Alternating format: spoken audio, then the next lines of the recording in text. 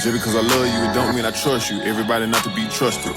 Everybody around me thugging. Everybody around me drugging. Everybody around me hustling. Everybody know not to bring no new riggin' around me. They say I be bugging. Got racks in the go-yard luggage. Just cause I love you, it don't mean I trust you. Everybody not to be trusted. What's up, everybody? Welcome to the podcast. My name is Quentin Flores, and this is another episode of Uncut with Q. Team, if this is your first time listening, it's pretty simple and it's very straightforward. If you're watching the show, we have different variations of the show. And so, we do a Q&A. If you guys go to quentinflores.com/askq, you can submit your questions there. We'll answer them live on the show. We have Q and Trey surf the web. Literally, Trey and I just look in the internet and find stupid shit to talk about. And then we also have Mindset with Mitzi, where we talk about all kinds of hippie energy type shit. And really, if y'all go and listen to those episodes, like, Mitzi is a fucking beast. And I love having her on. It's actually been a while since she's been here, so we're probably going to schedule that soon. And then we have what I consider long form. So long form is where I bring on a special guest that's done some crazy things in their life. They've done amazing things, whether they built a business, overcame some type of struggle or some type of tribulation, and we highlight them and we bring them onto the show. We talk about them, and typically when we do those long form contents, they're full length episodes, so you guys can expect to listen to these for about 30 to 45 minutes.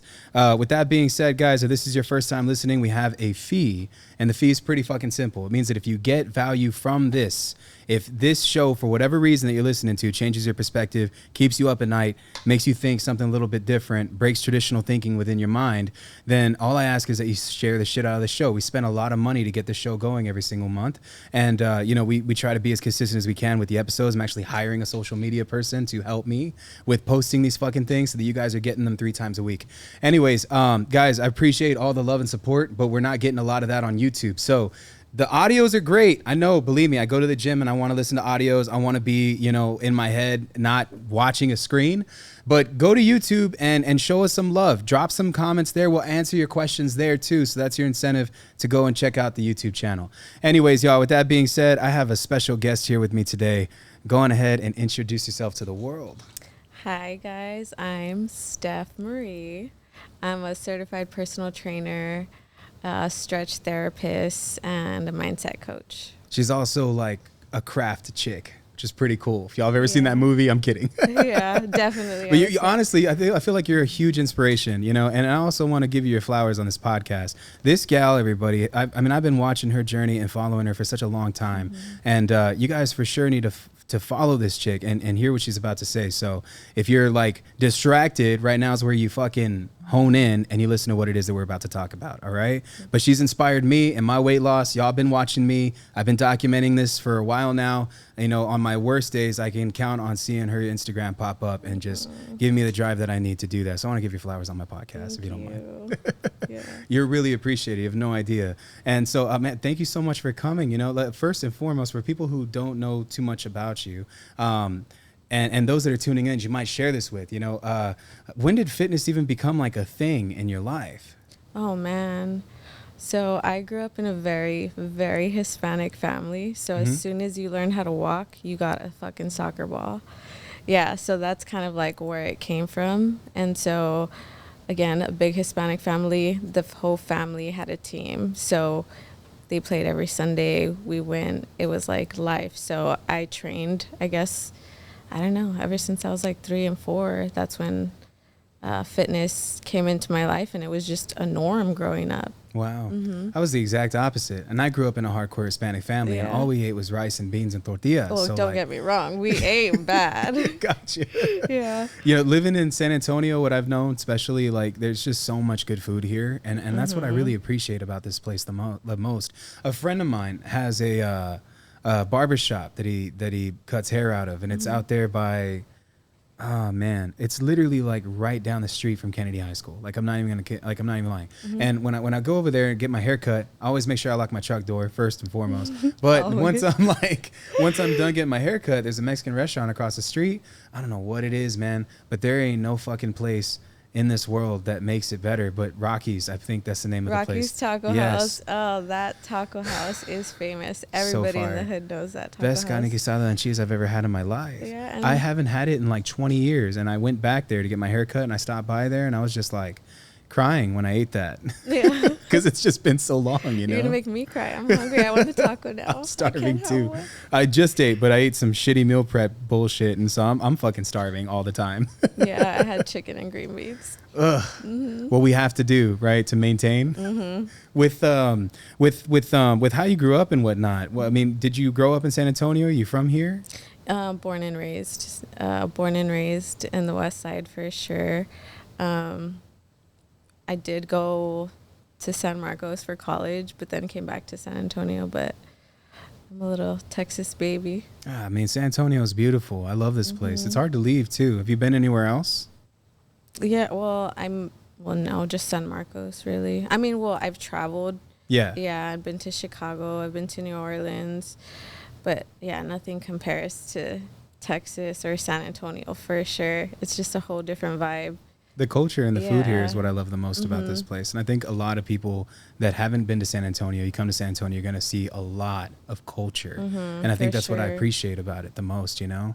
So when you were going through like the notions of like getting the soccer thing going, did you pursue soccer? Like, is that what you went to college for or something? Well, I actually played everything growing up. Like, I'm like an overachiever type A. I want to just keep going. I wanted to be the best. So I played everything because I wanted all the trophies. But yeah, soccer was my sport. Made captain my freshman year. Jesus. Made first team all district. And then I wanted to play soccer in college, but I was a little bit fearful. And then the high school that I went to didn't really like set us up for like sponsorships and stuff or scouts. They did have a scout look at me, but they didn't even tell me until after. And it was my like God. a BS game against a team that like, it was like playing against a middle school team. So it wasn't really anything, but like that's how easy it was. So they didn't really get to see like my skills and everything, but I could have tried walking on. But once I was in college, I was just like overwhelmed with like trying to get my shit down, and like my first time being away from home, I just ended up playing like intramural soccer and then played co-ed a lot. Wow. Have you always been competitive? What do you think that stems from? The strict childhood for sure. In my family, it's like you have to have straight A's. If you had a B, why isn't it an A? And if it's an A minus, why is it not an A plus? Oh my So God. it was kind of what? like, yeah. So I feel like that kind of just stuck with me. I hated it when I was little, but I'm grateful for the discipline that it's given me in life and to help me accomplish what I've accomplished. I mean, I don't think I would be able to do a bodybuilding competition if it wasn't for like that childhood that I had and that structure. It takes a lot of discipline to do those things. You know, being a personal trainer yourself and then training other people to do it, you realize how like my trainer always used to tell me, he said, Q, I can see your mind just based on like the level of tenacity that you have because of how you take your sessions seriously with me. Because some people will pay you for the session and they really just kind of like try to get through it, and you're more like a paid inconvenience. And then there's some people that'll pay you, but they're not looking at it like this is what I have to do. They're looking like this is what I need to do. Yeah. And you know, and they're taking it like more passionately. And like that was me anyway. My trainer tells me that I was one of the best guys that he's ever trained because of the mindset that was there. Yeah. But not everybody has that mindset. So developing that over time. Are you like that with yourself when you get yourself prepped for like your own competitions, or do you have a trainer? I'm wondering, as a trainer, do you have a trainer? I actually just hired a coach, yes. So you know him, you know CT. Yeah, it's a good friend. Yeah, so he's helping me through this competition prep right now. So he's my coach right now. I think that's crazy as a coach to be coached. I think we need it, you know. You have to understand the role of being a client and also being a coach, coaching my athletes, and especially as deep as you get into prep and low body fat percentage, at some point you're like, I don't want to think about myself, like, you know, or I don't want to, you have to make that decision. Do I need to add more cardio or do I need to cut food?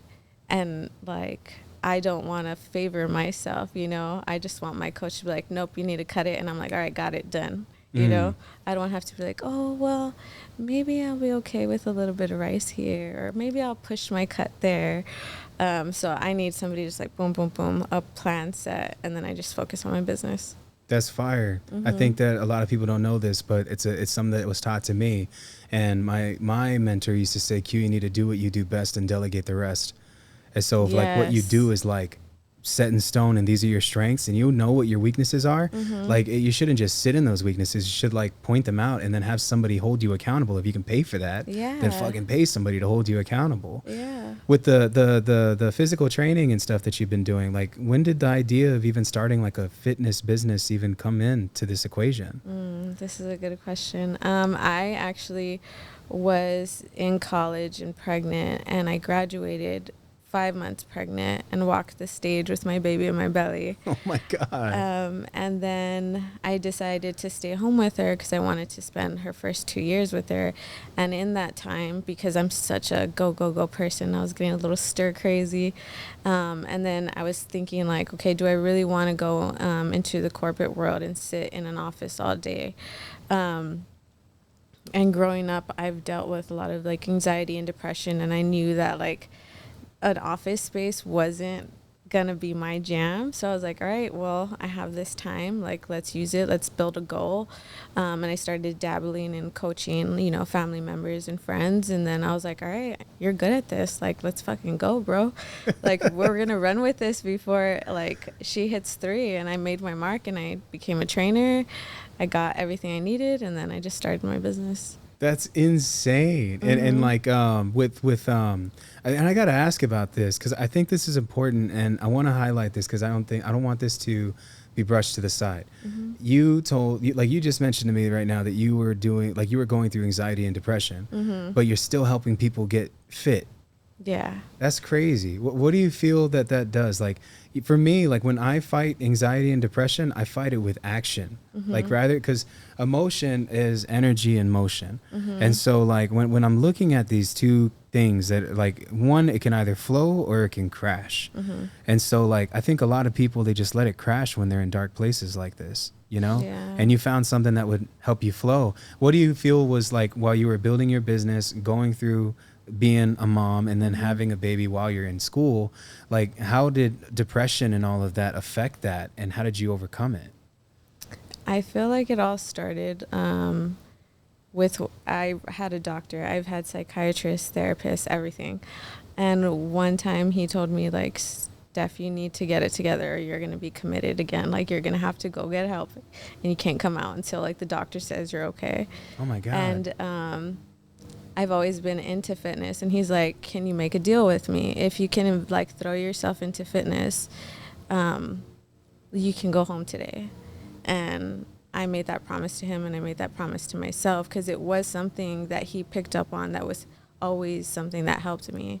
So then I kind of just dove in, and I saw how much fitness helped me.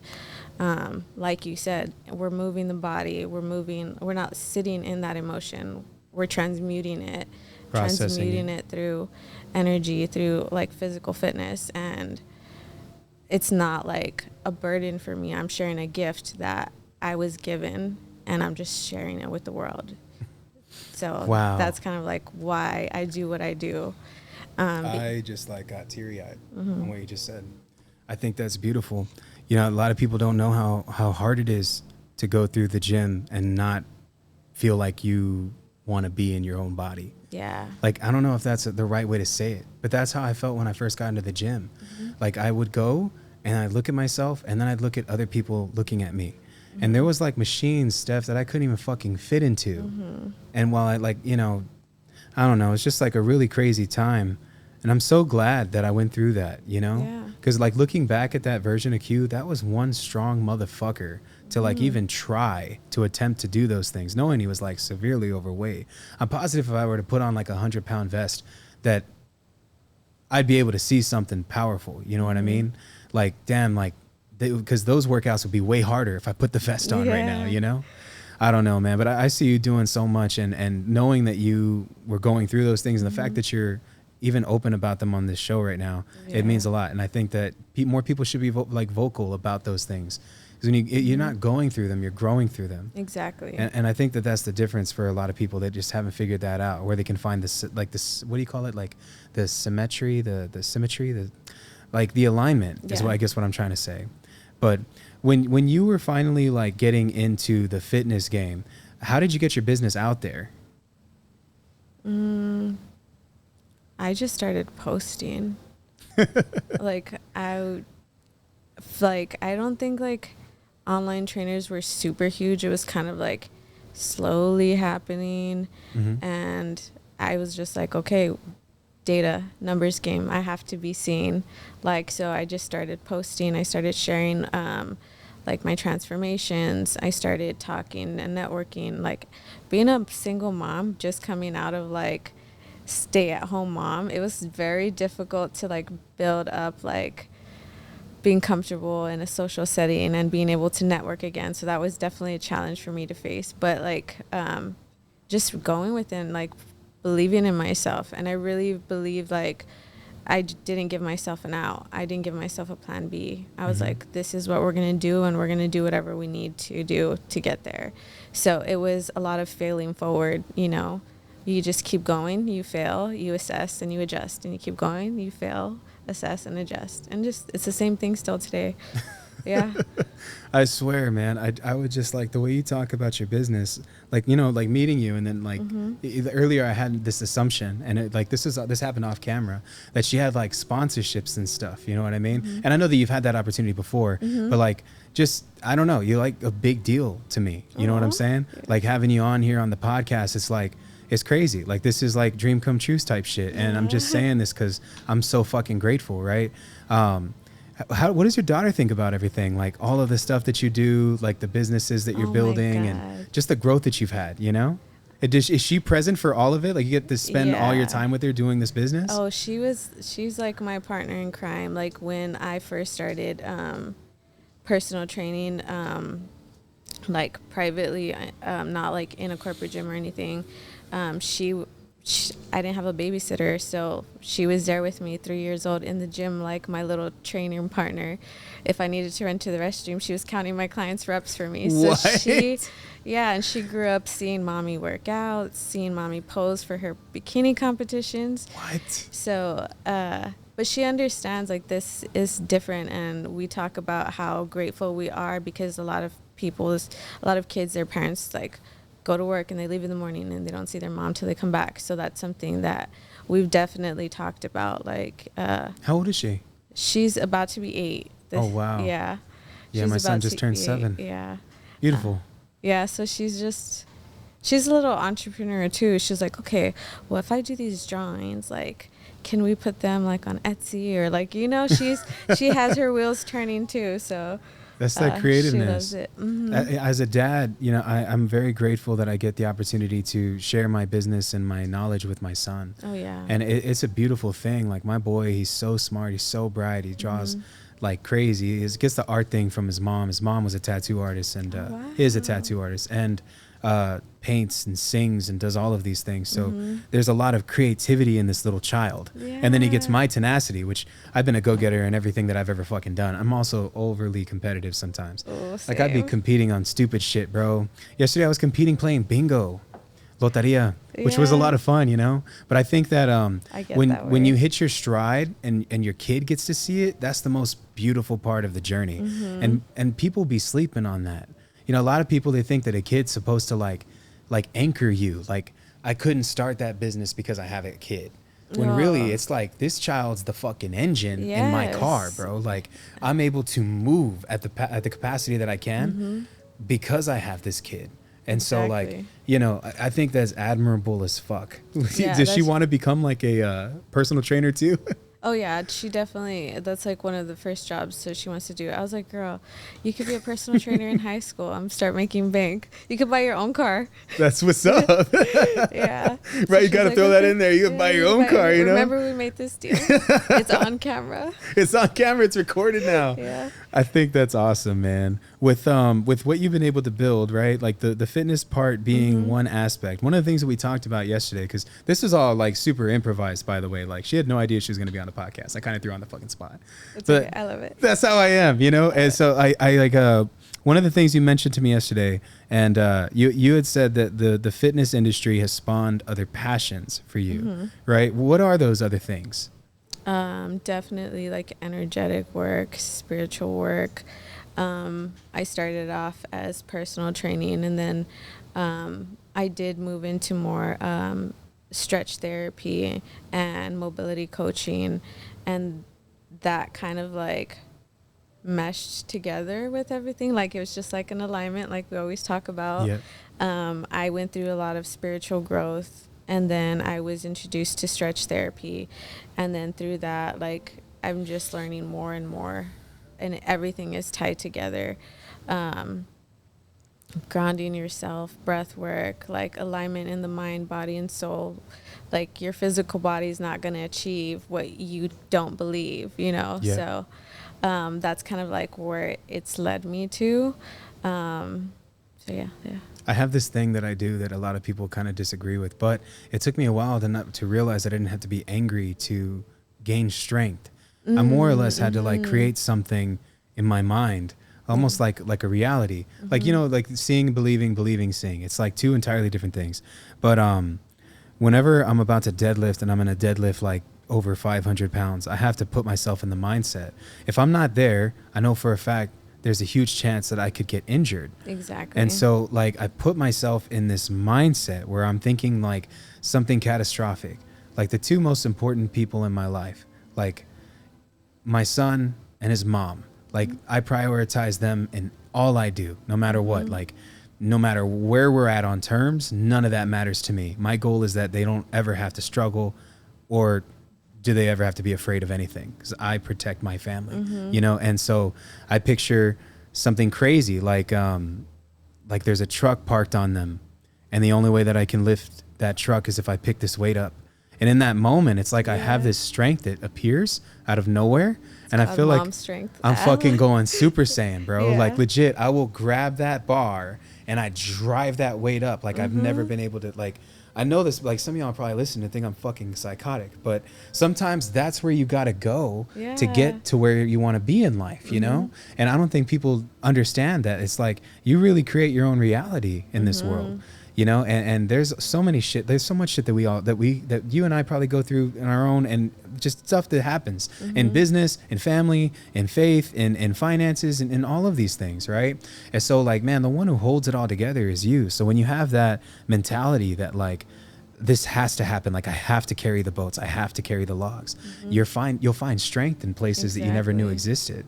I like the fact that you do the energy work and whatnot, and that you focus on mobility and stretching, because I think there's too many trainers that are out here that I've met that are all about like just go to the gym, lift it heavy till you can't lift anymore, and that's it. Yeah. You know, and you know, I get that a lot, to be honest. You know, what do you think is the thing that fulfills you the most about what you do in your business? I think what fulfills me the most is being able to help transform people's lives into what they never thought it could be. Like you said, a lot of people get a lot of the diet culture stuff, like go balls to the wall in the gym, eat like less carbs, and all of that teas and all of this stuff. But to guide somebody and show them like what's possible, like, hey, no, you don't need to drink this tea that's gonna make you like piss out of your ass. Like you need to just sleep, and we'll work on your stress levels, and we'll create goals that are achievable. If it's just 3 days a week, like, okay, you achieve them, you're happier, you're not in a stressed out state. Like being able to show people what's possible without all that craziness, and for them to like live a happy, fulfilling life. A lot of people get all of this bullshit diet culture, and they'll be told they need to achieve these crazy things or do all these crazy things, and they're disappointed in themselves, and they start yo-yo dieting, or they go all the way the opposite direction and gain a lot of weight, or they're messed up mentally because they failed themselves. That's what it is a lot of the times. But to be able to show people you can build this self-trust again. It's not even just about your body. We together are building self-trust, and I'm showing you can achieve this. And with that self-trust, you're going to build self-confidence. Once you build that confidence, you can fucking achieve anything. So it starts with fitness, and then we just change your whole life. Like, that's what it is all about for me. I love that. Yeah. To be honest, I think that's awesome. That's a crazy approach, but it's so true, you know? I've seen a lot of people that get super excited because they see results from starving themselves. Exactly. And then like what they're losing isn't just fat, they're losing muscle mass because it's such a shock to the body. I don't think that we have an obesity problem. I think that we have a muscle mass problem. Because while I might be a heavy set dude, there is some fucking muscle on me, fam. Like, I wouldn't be able to do 120 pound dumbbells in each hands if that didn't have some type of strength or muscle behind it. And so like learning more about the body is like such an important thing.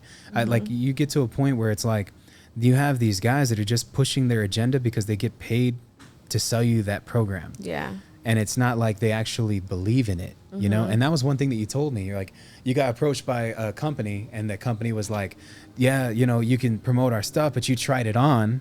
And then what happened? Yeah. You didn't like it, Yeah. right? And you couldn't sell something that you didn't believe in. And so like, I think that having belief in your product is what makes that shit go round. Because if you believe in it, other people can believe in it too, especially if you know what it is that you bring to the table. Exactly. Now with the other, like obviously like having a business and stuff, you're able to like have more time than most other people. What are some things that you do that you're super passionate about that are outside the spectrum of what you do to make money? Oh man, I love to read books. I love to coffee shop. I love art. I love going to art museums, poetry, reading poetry. I'm a big old softie. Everybody thinks I'm super hardcore all the time. I literally thought that you were like a fucking monster, dude. No doubt, I am. Like but a beast, there's bro. like a other side. You're I'm like a Xena Sour the Warrior Patch Princess, Kid. Yeah, dude. I'm a Sour Patch Kid. I'm like What? sour and sweet. I can be a big softie sometimes. I can see it. I honestly feel that you embody both masculine and feminine energy because you're extremely strong, and I've seen it. Like I comment on your videos, I'm like swole. That's all I say. You know, and you're just like fuck yeah. Like we just always hype each other up on some instance, you know. And I'm just like, damn. But like right now, the way that you're speaking, it's like you're really in your feminine, and I think that that's powerful. It's cool to be. I appreciate that. Because honestly, it took me a while to be able to be in touch with my feminine energy, like learning that was part of like the spiritual growth and the stuff that I told you mentioned earlier. But because I felt like such a young age in my childhood, I experienced a lot of trauma that you get into like a hyper masculine state. Yep. Because it's like, this is what you need to do to survive it, you know, and be super, super strong and hardcore. And yeah, that helped me throughout my whole life. But at some point it was hindering me. And then that's when I chose to, you know, I want to dedicate a lot of my time into my spiritual growth and dive into like, how can I tap into my feminine energy? So for you to say that to me, I'm like, oh, it's hard, dude. I think it's something that's noteworthy, man. I tell you, like, one of the things that I can tell just from meeting so many women, and I get the opportunity to meet gals that are owning businesses that are like insane in my space, especially in like the real estate side and the e-commerce side and the virtual staffing side and just business in general. I've gone to multiple events where there have been people that are there that they do crazy things, right? And meeting so many women that are what I would consider alphas in their own right. I consider you in that same category. When they were growing up, they didn't have the opportunity to just be in the feminine because they didn't have their dad there. Their mother wasn't as like, she was going through stuff. She may have been growing up while you were growing up. And then it's like, you know, you don't have anybody to lean on. So you in this jungle of life have to pick up your fucking spear and shield and hunt your own food. You know what I mean? And it's like, not once does that, like now you grow old, like you grow older, and that was the way that you lived for so long. You built all these amazing things on your own. And then for a man to enter into that equation who shows up with the masculine energy there, that wants to take care of you, that wants to allow you to just step fully in the feminine, it's a shock. And so they like push that dude away, you know, because they're like, I don't know how to handle someone on that caliber because I've been that for me for so long. Like you're either full of shit trying to get in my pants or too good to be true. Like, so with all three of these things here, it's like, fuck you, I'm going to take care of me. And so like, I think that it's cool that you're aware of those energies, but in my opinion, I think that I see that too a lot, like, especially now, like, cause you're a business owner. Like I talk to you as if I were talking to another CEO. So like in my, like my aspect, I have like massive admiration and respect for you as you sit across the table from me. I'm not going to say anything that's fucking outlandish. I'm going to be very aware of my words. I'm going to choose them wisely, and I'm just going to be conscious of this moment because I don't know what may trigger those emotions or if you've been able to channel them. What would you say that learning the energy stuff that you've been doing right now like has helped you in that regard as far as like feminine and masculine energy? How do you embody both? Because I can tell you do. Knowing when to flex and when to let go. Definitely. Because before I went through like my past couple of years of my own growth and all that, I was very hyper masculine and in the hyper masculine, and I would keep crashing and burning, like go and crash and go and crash in business and in life. Like, you know, I would go up and then come down and go up and come down. And I was like, something is not working. I can take as many business classes, as many business coaches, I can hire as many business mentors, but something else needs help. And then I did kind of go through a spiritual mentorship. Those are the best. Let's be real. Those are the best. What was the question again? Well, really how you're able to... to balance it. Yeah, to balance them. I think I lived my whole life in the hyper masculine, and then for a good almost 2 years, I had to really dive deep into the feminine, and then just be conscious and aware, like live consciously and intentionally. Like, yeah, I could learn all this stuff, but I need to like intentionally like use it, you know. And if I want to be a better person, like, I need to check myself sometimes. Like you said, yeah, I was that girl that was like, I don't need a man. Like, I don't fucking need you. Like, you know, but then it's like, oh, I'm aware of my trigger. I think that's what it is. Self-awareness. Like awareness is key. Being aware of where I'm at and like the emotions that come, like what's flowing through me. And okay, this is just a trigger. He's not trying to like take away anything or do anything. But I think just like awareness, honestly, I've seen that happen a lot too, man. Like I had a friend move in with her boyfriend, and then like they got into a really bad argument, and then she started screaming at him, and I was there because I was helping them move in, and she was just like, "You're just like all the other men. You just want me to move in so that you can trap me." And in my head, I was like, yo, those are big words to say, dude. Yeah. But I can, like, my buddy's also a very nice guy. Like, they were just arguing. And when she had said that to him, you know, he would, like, it's not what this is. Let's just process this, right? And then they were able to talk it out and get over it. But she had been so strong in the masculine. She just thought like this dude was going to fucking take over her whole life and control everything that she was going to do. And it's not like that. I think that a man and a woman serve each other to the capacity of which they're capable of.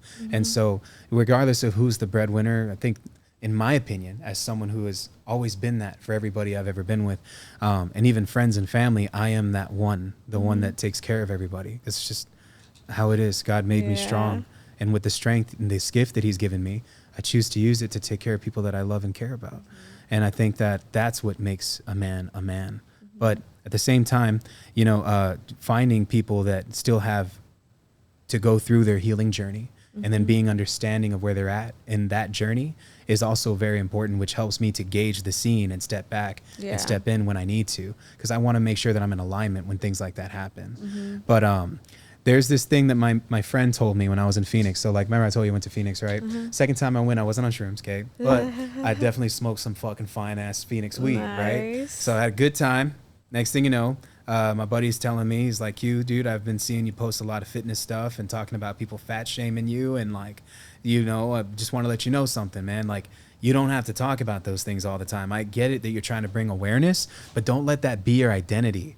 Bro, that was like a bar. Like, I was like, what did you just say to me? I need to fucking record that real quick. Say it, run it back one more time, right? It's so like, from this point, he said, Q, whenever you feel this way, always remember this. It's 3 words. Feel, deal, heal. Feel, deal, heal. feel it, understand it, let it run through you. A couple of buckets later, after a few tears, now deal with it. Why are we feeling this way? What is triggering this emotion? Where is it coming from? Where's the source of it? And then we heal from it. We let it go. We crumble it up. We throw it away, and we move the fuck on. Yeah. Exactly. And that was like a big thing that was taught to me. I wanted to give you that because this is like an exchange of value, the way I see it. Yeah, always. The conversations with you for sure. We've only had 2. What do you mean? They're full of value. Value packed. Hire him. Yeah, I'm telling you, man, some of my people over here, they probably think I just don't shut the fuck up sometimes, but it's okay. I love what I do, and I love that I have impact on certain people because the things that I've gone through, the things that you've gone through, different type of person probably may have not have had the same outcome, you know. So I'm very grateful for those times that I spent when it was hard. I wish I could just go back and relive them again so I could understand them more and why they were happening.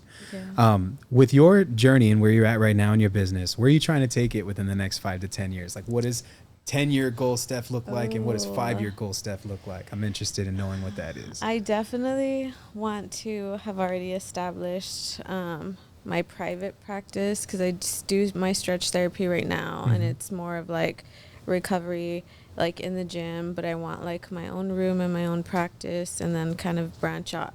I always like recommend all these different tools and stuff for the body, so I definitely want to come out with my own line. Like, why do I need to send them an Amazon link when you can just purchase from me? Like, boom, ownership. Hello. So that's definitely what I want to do. And my sister is a massage therapist, so, and she's very woo woo like me too. We're very energy You said woo woo. You're a fucking fairy, dude. We're energy fairies for sure. So I would love for us to have a practice together, and it be like a wellness practice and just like mind, body, and soul work, physical, mental, spiritual work for sure. I feel like that stuff means a lot to you. You keep like coming back to it. Yeah, it's full circle, man. Yeah. I think it's cool to be in tune like that. It helps a lot with everything, especially For sure. processing like shit that happens in life. Yeah. For the person who's even in business, like being able to understand people and read them and their energy and stuff, it goes a long way for sure. That's why I wanted to do a tarot card reading on the thing. It's all good. We're going to do this outside because this is supposed to be just for me, not for you guys, all right? So yeah, I'm going to pay her to do a tarot card reading for me. It's going to be awesome. And then you can do Trey, then you can do Marcus, you can do everybody. I'm kidding. He said, no. Tarot cards, bro, that's lit, isn't it? No? Okay, well, for me, I think it's lit. Anyways, for the person who's watching this right now that's like listening to what it is that you've been saying and they're going through anxiety and depression, what would be the best advice that you would give to that guy that's watching this right now, that guy or that gal that's just like in that dark place? I definitely, something that was told to me is like, you are stronger than your demons, and you have gone through every hard shit that you've gone through, and you're still alive right now. So as shitty as it feels, like, there's a new day, and just take one step at a time, one breath at a time. You don't, like, whatever it is that you need to take it, whatever pace, like, take it at that pace. Like, just because I've gone through my own spiritual healing and my journey, and I have a lot of awareness, doesn't mean I don't have those days where I literally need to take it one breath at a time, one step at a time. So one breath at a time, one step at a time, and you're stronger than your demons for sure. I love that. It's a bad day, not a bad life. That's why every morning I'm like, it's a good ass day to have a good ass day. You know, when you set say the that, tone. I think that you're talking about ass. Everybody thinks right? that. I'm like, and I'm like, shit, it's leg day for her every time. Like, I'm like, whichever way it resonates, take it. Where can the people watching follow you right now if they want to get a hold of you? Instagram at Badass Marie. I have a TikTok, but I don't really use it, but you should still follow it. Oh She Divine. There you go. With 2 H's. I love it. Steph, I really appreciate you being on my podcast. This episode is one of my favorite ones. Thank you for having me. Absolutely. Yeah. I'll see you guys on the next one. Let's get it.